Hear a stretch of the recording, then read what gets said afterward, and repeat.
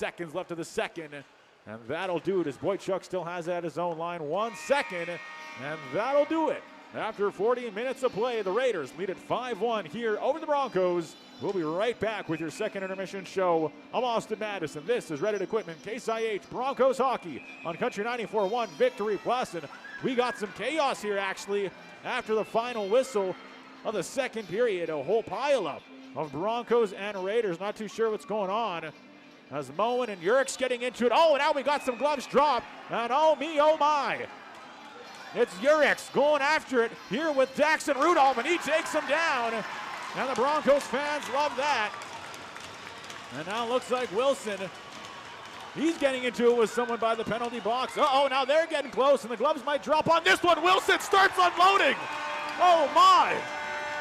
And absolute chaos. The officials getting in between it. Wilson now throwing lefts. And now we got Braden Coots in there. So is Moen. And oh my goodness, Rudolph gets back up. And now he goes to exchange with Carter Moen. Are you kidding me? This is absolute insanity. Still, Trey Wilkie's on the ground. He's got Coots on top of him. And it's Riley Boychuk and Wilson still gripped onto each other. Colton Elaine and Olescu. Now Coots pulling out some Brazilian Jiu-Jitsu on him. Almost does a single leg takedown on Colton Elaine. Oh my goodness. And finally the officials get in between it. We'll finally take a break. We'll be right back with our scoring summary, out-of-town scoreboard, and so much more. Don't go anywhere. 5-1, Raiders with the lead. This is Reddit Equipment, Case IH, Broncos. Side of the goal, spun out in front, save made. Michaud over to Denis, shot, they score!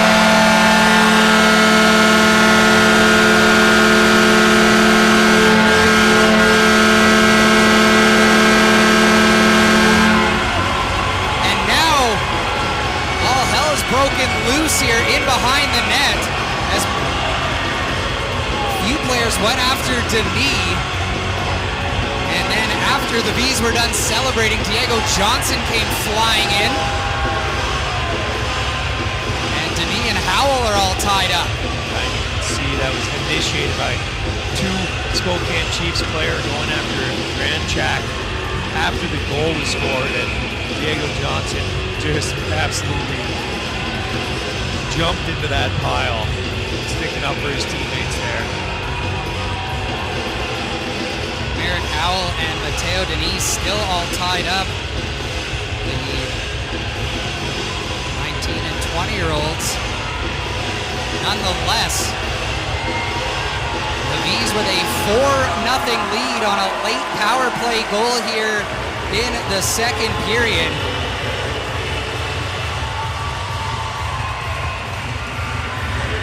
Mateo Denis that finished it off, and Diego Johnson went back at Mays because Mays cross-checks him in the neck at the side of the goal here right before the goal. Yep. Finally forced off the puck. Pantelis got just enough of it. Distributed to Shantz towards the net off a stick. DuPont tripped up in front. This is going to be a penalty. Jacobson's jumping on top of DuPont on the ground. Shantz is going to be grabbed from behind. Misselbacher will reach out and get to Smith, who jumps on top. Misselbacher tackles Smith from behind. Kraus is injured. The training staff is going to hop out. And this is what we mean. Bad blood is spilling over. DuPont tripped up on the play, and he gets tackled to the ground as he tries to get back to his skates because there was contact with Kraus.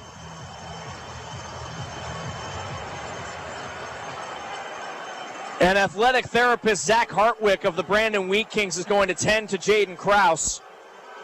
DuPont and Smith are both going to head to the box. And Maloney will find it for Lethbridge. He'll wind it forward. Got drilled from behind by Clausen.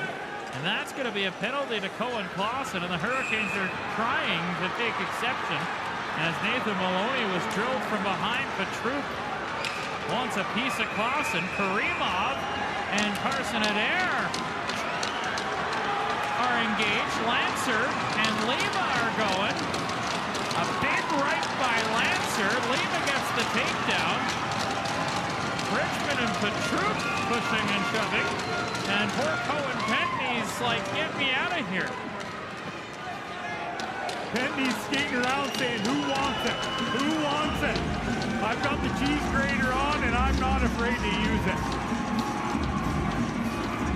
It's funny because Clausen was the one with the dirty hit. He gets ushered off into the penalty box and then all heck breaks loose.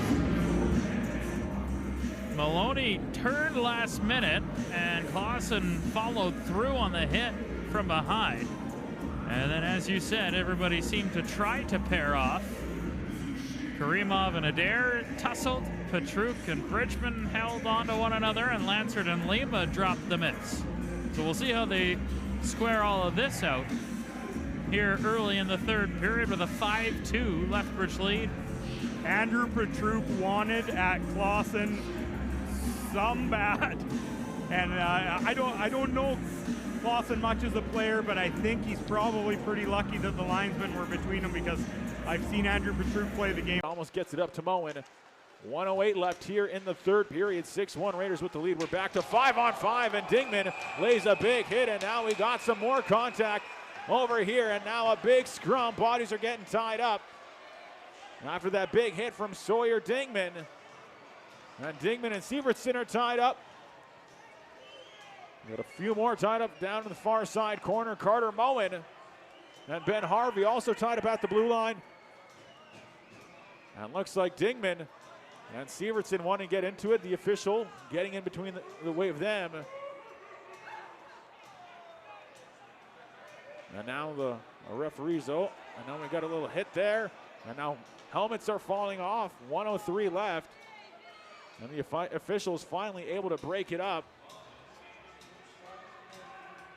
And Dingman will make his way to the bench, to the locker room. And I think the same thing will be here for Sievertson. And a big hit from Dingman.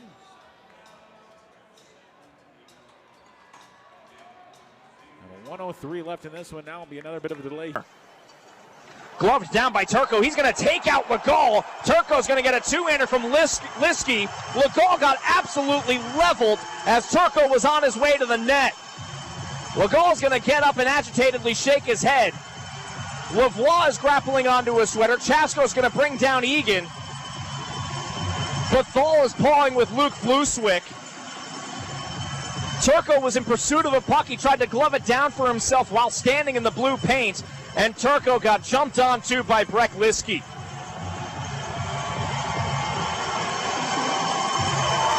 Liskey will be ushered into the box, as will Turco. And Liskey not allowing Turco to get back to his skates. He grabs on and gives him a face wash with the gloves and wrestles him down to the ice before the officiating crew steps in.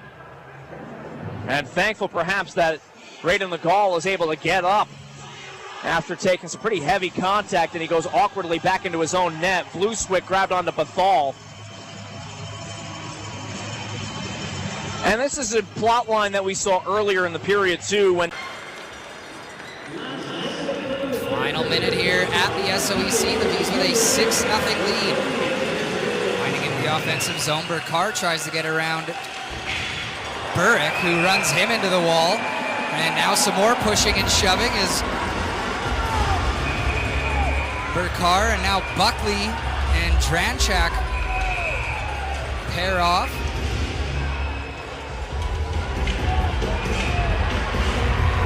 Merrick Howell has now dislodged the helmet from Diego Johnson. And now they've dropped the mitts. Merrick Howell and Diego Johnson trading punches. Johnson lands a couple big rights. Diego Johnson with the left now as Merrick Howell answers back, but Johnson lands more rights. He's coming over the top on the big defenseman, and now they go to the ice. What a tilt for Diego Johnson to put a cherry on top at the SOEC. Diego Johnson is not going to get pushed around as he gives the Penticton faithful what they want, saluting the crowd there, showing that he's not going to get pushed around, he's not going to back down from anybody. Diego Johnson stands 5'11", Merrick Howell 6'4", 206, and Diego Johnson gets the decision from the broadcast booth. Oh, does he ever? what a night for Diego Johnson. 6-0 Bees lead. Diego Johnson, 2 assists tonight, and a great scrap here at the SOEC. 48.8 remains here as the refs sort this one out.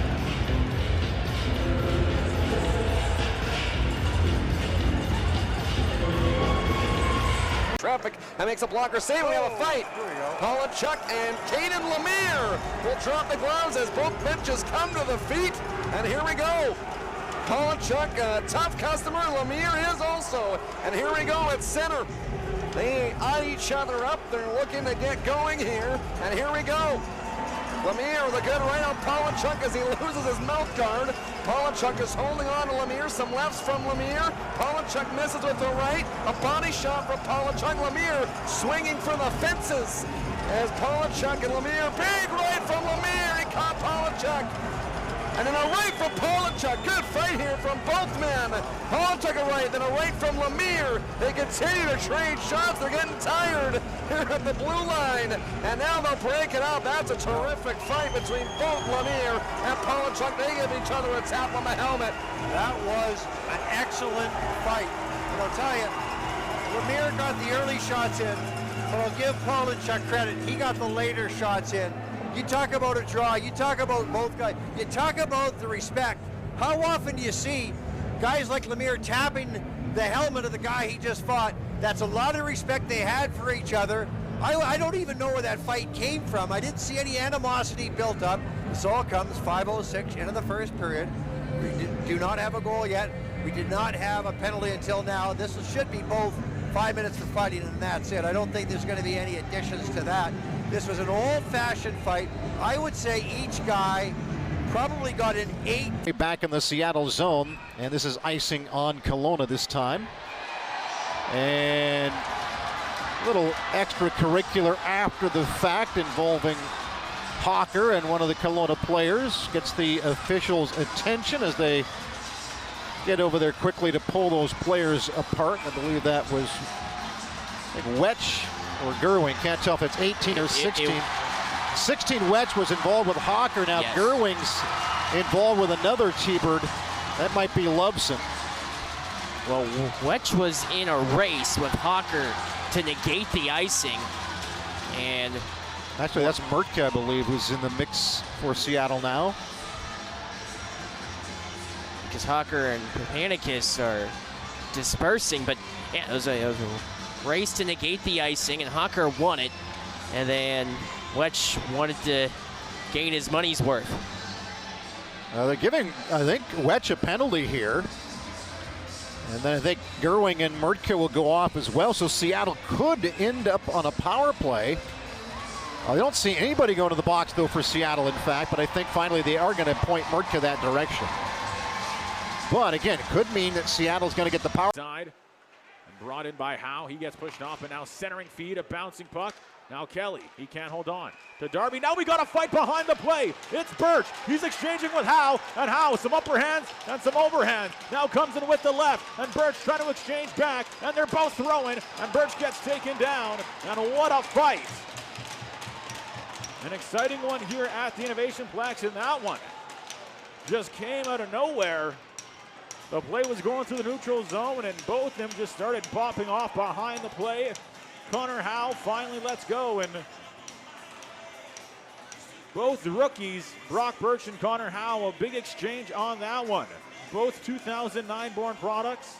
Brock Birch from Iowa Dubuque, or Dubuque, Iowa, that is. And Connor Howe, the Prince Albert product. And they just both absolutely exchanged. Looked like Birch got turned around. And then quickly that one goes down.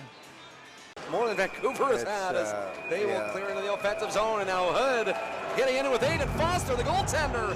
Into it with Foster a little bit, some pushing and shoving in the face-off in the Vancouver zone. And there's going to be coincidental minors handed out, one to each team.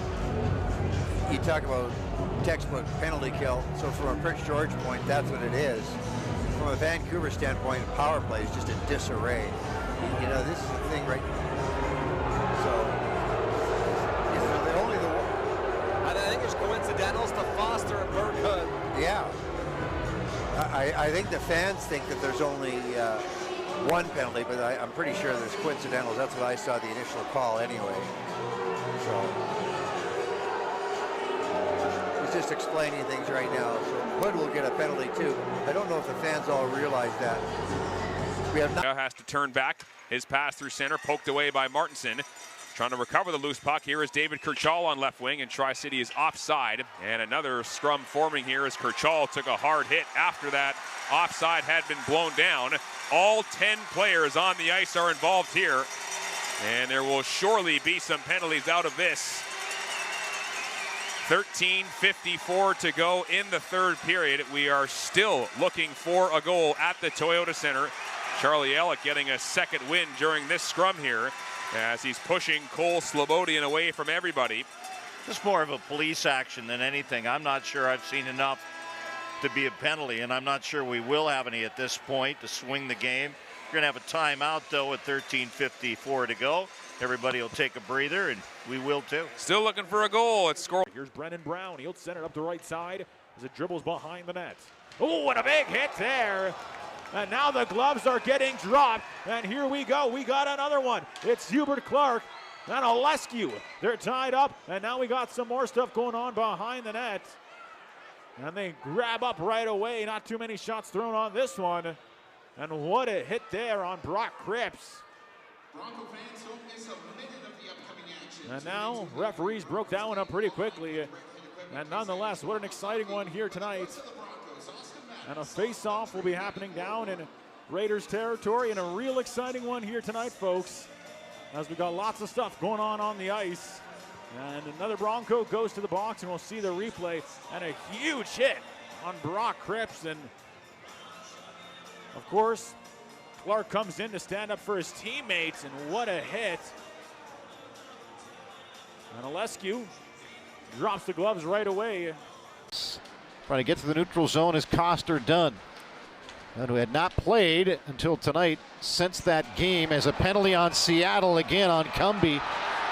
And Cumby and Smith tied up just inside the Seattle blue line. And Smith is in a bad position, and he goes down with Cumby on top of him.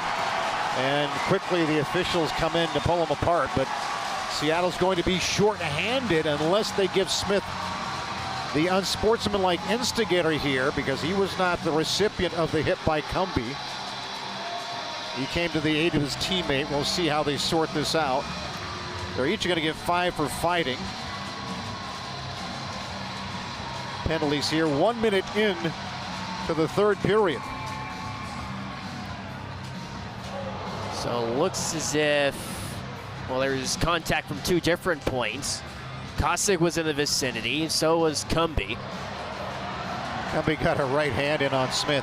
Hey, credit Smith. I mean,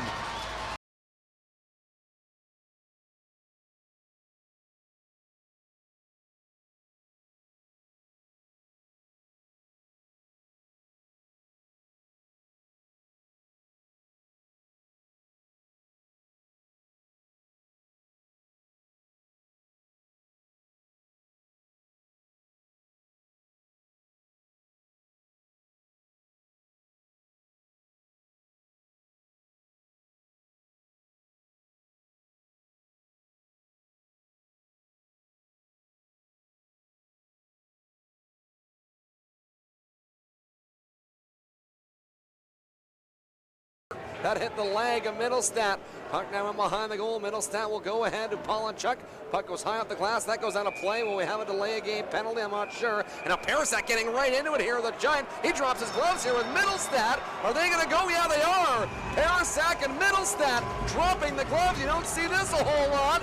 Parasak now trying to get a right hand free against Middlestat. As Parasak trying to get his elbow guard off, and he does. As they're just tied up here, no punches thrown. Parasak a good right on Middlestat. As Parasak now trying to get that right hand free, he does. And the refs come in early to break it up. Tarek Parasak throwing his fists around. Let's see if that gets the crowd going here at CN Center. Yeah, second fight of the game. This one not as many punches thrown. Both guys were sort of... Sends it over to Stevenson, and now DeMars deflects it in. He takes a big hit from behind there from Mays. I'm just going to stay out of that if you're doing it right now. You got a frustrated Spokane Chiefs team. You don't have to get sucked into any of their stuff right now. And Norrie trying to get in there to stick up for his teammate. As Mays will head to the box. That was right in the numbers on the 16-year-old who seems to be all right. Let's see. Brad Lauer's group right now in Spokane is clearly frustrated, and that is seeing numbers. And that's a reckless play, as that is give all the time to go ease up or even give the Tick-off at CN 7. Oh, there's a penalty. A hit after. Now here we go, everyone. Some pushing and shoving as the horn sounds. As this continues in behind Josh Ravensbergen. Boy Funk in a wrestling match here with McCloskey. And Funk's gonna wrestle his man to the ice. But nonetheless, that will do it. The Prince George Cougars, 4 straight wins. They thumped the Vancouver Giants 7-2. The Cougars scored 4 goals in that in the second period. They score a gigantic 7-2 victory over Vancouver in front. Break up that attempt. Now Wayman skates into the offensive zone.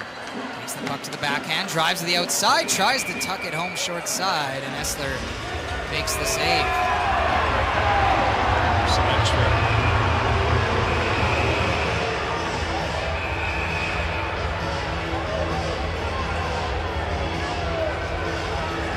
Sure, Brady Burney wasn't saying anything in that pile to draw those extra punches after the whistle. Absolutely not. I'm sure he was just a choir boy down there.